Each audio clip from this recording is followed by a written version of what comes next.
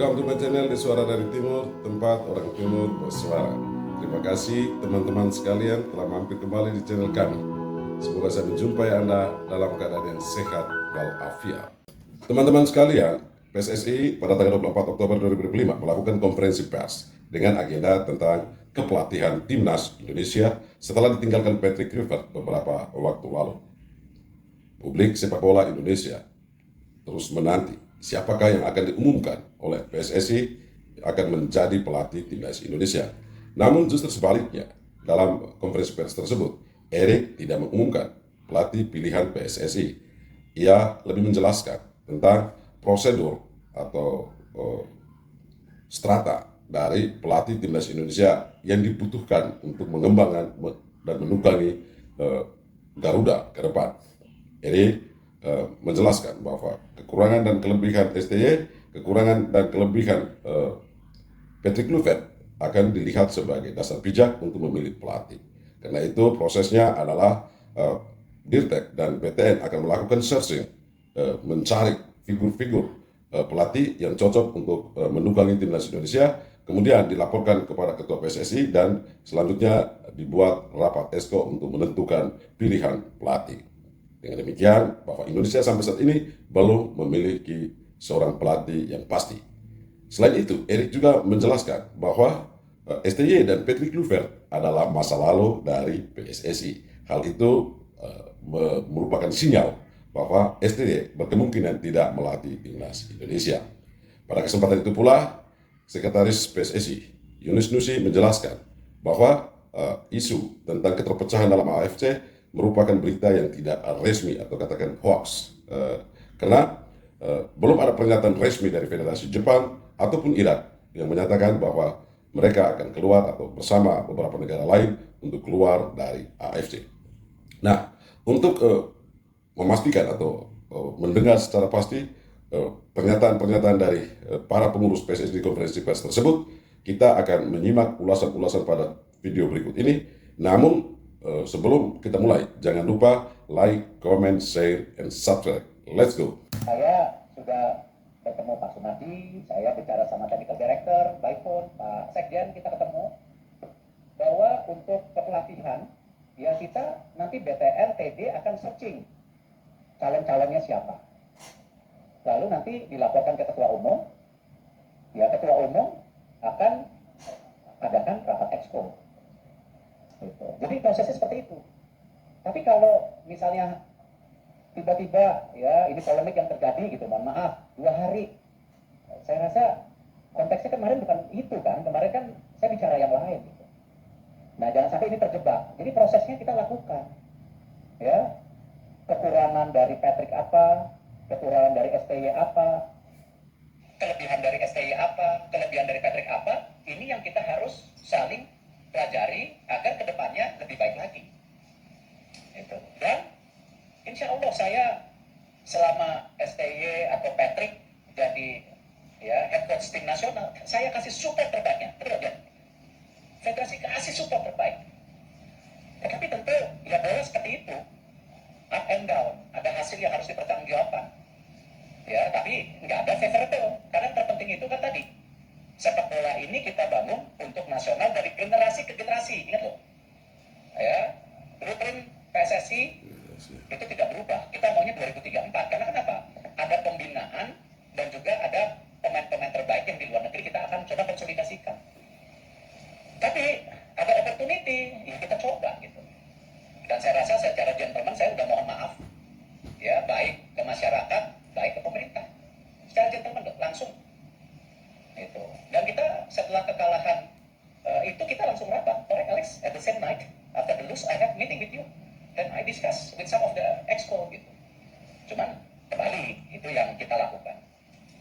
Nah lalu nanti bicara FIFA Match Day. Ya kembali kalau kita belum dapat pelatihnya, ya mungkin kita juga nggak bisa tergesa-gesa untuk melakukan FIFA Match Day. Walaupun kita sudah ada planning, ranking 100, ya bagaimana nanti AFC 2027, ingat loh ada kompleksitas loh AFC 2027 bulan Januari bukan FIFA Match Day loh.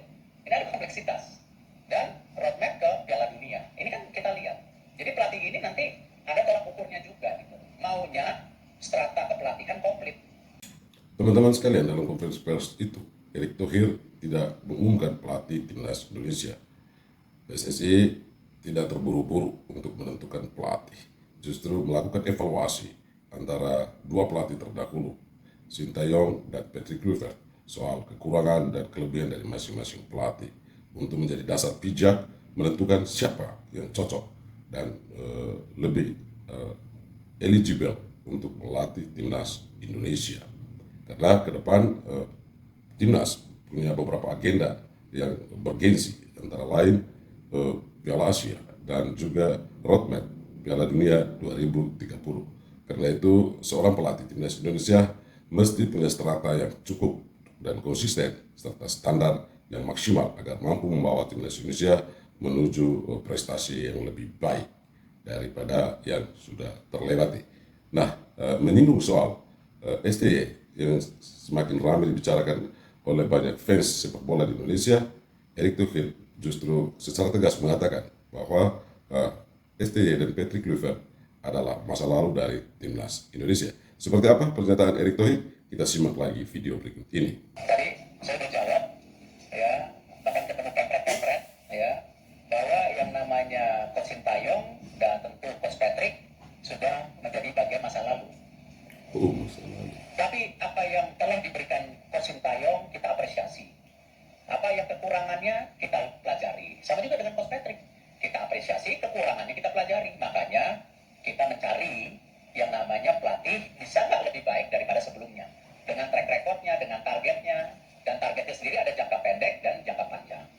Seperti itu yang kita lakukan. Jadi ya kembali ya kita nggak bisa menutup mata apakah Coach Sintayong tidak sukses, apakah Coach Indra tidak sukses. Teman-teman sekalian, ketika menyinggung soal rumor yang berada di masyarakat atau fans timnas Indonesia tentang STY akan kembali melatih timnas Indonesia, Erick Thohir secara gamblang menegaskan bahwa Sintayong dan juga Patrick Kluivert adalah masa lalu dari timnas Indonesia. Hal itu dapat disinyalir sebagai sinyal bahwa STY tidak ada dalam agenda rekrut dan pelatih timnas Indonesia. Dan demikian harapan fans bahwa STY akan kembali melatih timnas Indonesia lenyap.